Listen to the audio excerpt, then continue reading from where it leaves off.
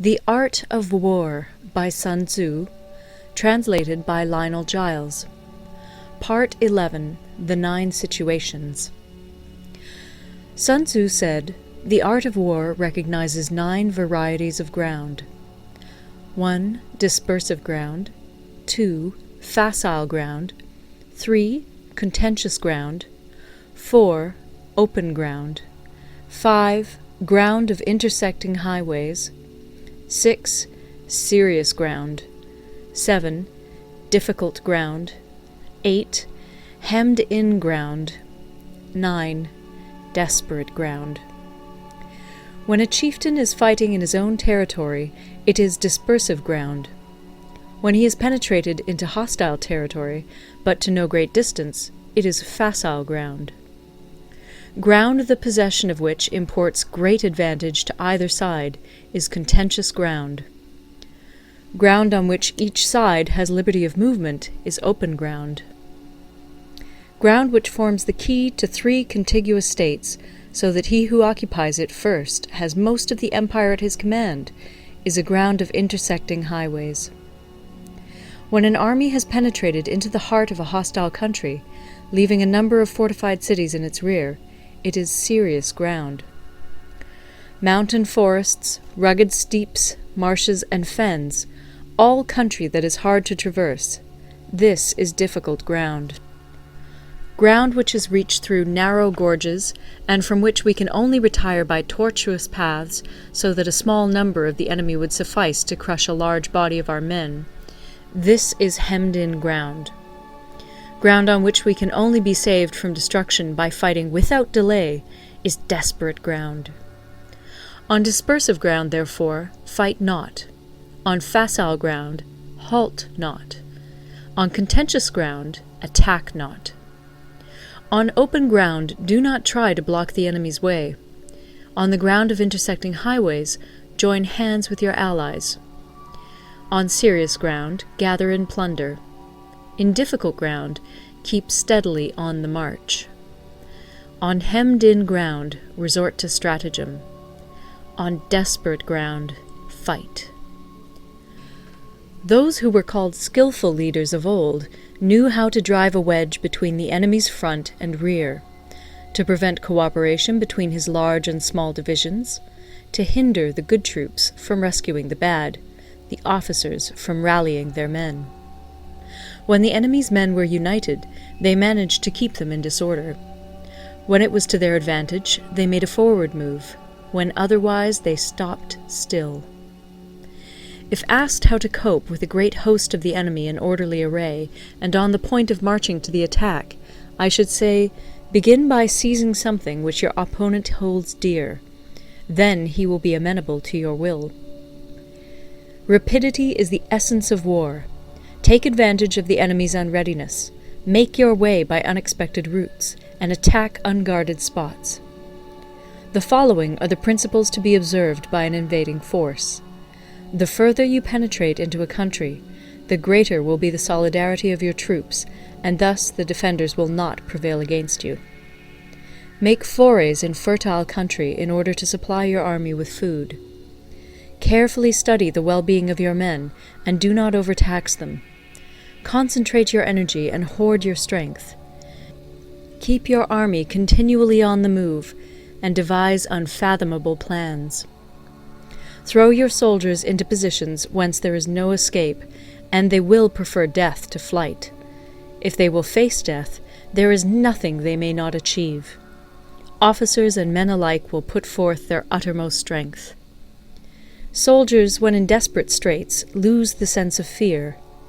If there is no place of refuge, they will stand firm. If they are in hostile country, they will show a stubborn front. If there is no help for it, they will fight hard. Thus, without waiting to be marshalled, the soldiers will be constantly on the qui-vive. Without waiting to be asked, they will do your will. Without restrictions, they will be faithful. Without giving orders, they can be trusted. Prohibit the taking of omens, and do away with superstitious doubts. Then, until death itself comes, no calamity need be feared. If our soldiers are not overburdened with money, it is not because they have a distaste for riches.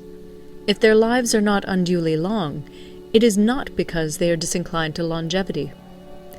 On the day they are ordered out to battle, your soldiers may weep, those sitting up bedewing their garments, and those lying down, letting the tears run down their cheeks. But let them once be brought to bay, and they will display the courage of a Chu or a Kui. The skillful tactician may be likened to the Shuai Jan. Now, the Shuai Jan is a snake that is found in the Ch'ung Mountains.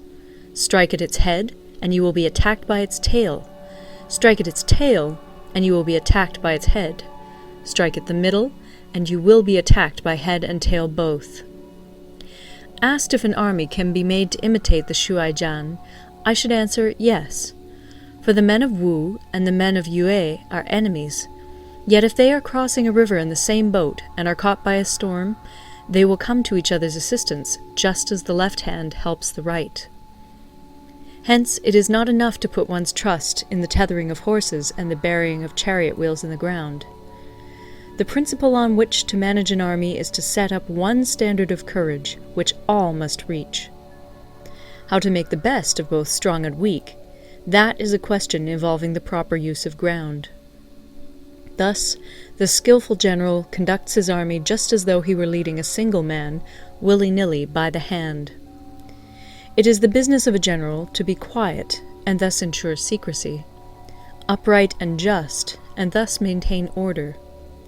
He must be able to mystify his officers and men by false reports and appearances, and thus keep them in total ignorance. By altering his arrangements and changing his plans, he keeps the enemy without definite knowledge.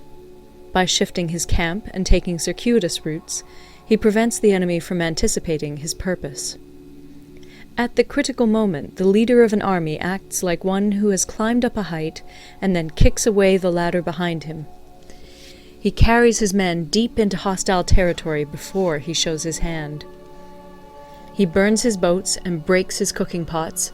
Like a shepherd driving a flock of sheep, he drives his men this way and that, and nothing knows whither he is going.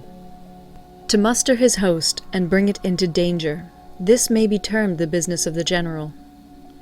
The different measures suited to the 9 varieties of ground, the expediency of aggressive or defensive tactics, and the fundamental laws of human nature, these are things that must most certainly be studied. When invading hostile territory, the general principle is that penetrating deeply brings cohesion. Penetrating but a short way means dispersion. When you leave your own country behind and take your army across neighborhood territory, you find yourself on critical ground. When there are means of communication on all 4 sides, the ground is one of intersecting highways. When you penetrate deeply into a country, it is serious ground. When you penetrate but a little way, it is facile ground. When you have the enemy's strongholds on your rear and narrow passes in front, it is hemmed-in ground. When there is no place of refuge at all, it is desperate ground. Therefore, on dispersive ground, I would inspire my men with unity of purpose. On facile ground, I would see that there is close connection between all parts of my army. On contentious ground, I would hurry up my rear. On open ground, I would keep a vigilant eye on my defenses. On ground of intersecting highways, I would consolidate my alliances. On serious ground, I would try to ensure a continuous stream of supplies. On difficult ground, I would keep pushing on along the road. On hemmed-in ground, I would block any way of retreat. On desperate ground, I would proclaim to my soldiers the hopelessness of saving their lives. For it is the soldier's disposition to offer an obstinate resistance when surrounded, to fight hard when he cannot help himself, and to obey promptly when he has fallen into danger. We cannot enter into alliance with neighboring princes until we are acquainted with their designs. We are not fit to lead an army on the march unless we are familiar with the face of the country, its mountains and forests, its pitfalls and precipices, its marshes and swamps. We shall be unable to turn natural advantages to account unless we make use of local guides. To be ignored of any one of the following 4 or 5 principles does not befit a warlike prince. When a warlike prince attacks a powerful state, his generalship shows itself in preventing the concentration of the enemy's forces. He overawes his opponents, and their allies are prevented from joining against him. Hence, he does not strive to ally himself with all and sundry, nor does he foster the power of other states. He carries out his own secret designs, keeping his antagonists in awe. Thus he is able to capture their cities and overthrow their kingdoms. Bestow rewards without regard to rule, issue orders without regard to previous arrangements, and you will be able to handle a whole army as though you had to do with but a single man. Confront your soldiers with the deed itself. Never let them know your design. When the outlook is bright, bring it before their eyes, but tell them nothing when the situation is gloomy. Place your army in deadly peril, and it will survive. Plunge it into desperate straits, and it will come off in safety. For it is precisely when a force has fallen into harm's way that it is capable of striking a blow for victory. Success in warfare is gained by carefully accommodating ourselves to the enemy's purpose. By persistently hanging on the enemy's flank, we shall succeed in the long run in killing the commander-in-chief. This is called ability to accomplish a thing by sheer cunning. On the day that you take up your command, block the frontier passes, destroy the official tallies, and stop the passage of all emissaries. Be stern in the council chamber so that you may control the situation. If the enemy leaves the door open, you must rush in. Forestall your opponent by seizing what he holds dear, and subtly contrive to time his arrival on the ground. Walk in the path defined by rule, and accommodate yourself to the enemy until you can fight a decisive battle. At first, then, exhibit the coyness of a maiden, until the enemy gives you an opening. Afterwards, emulate the rapidity of a running hare, and it will be too late for the enemy to oppose you. End of Part 11. Thanks for watching. Drop a like, leave a comment, and don't forget to subscribe to watch more videos like this.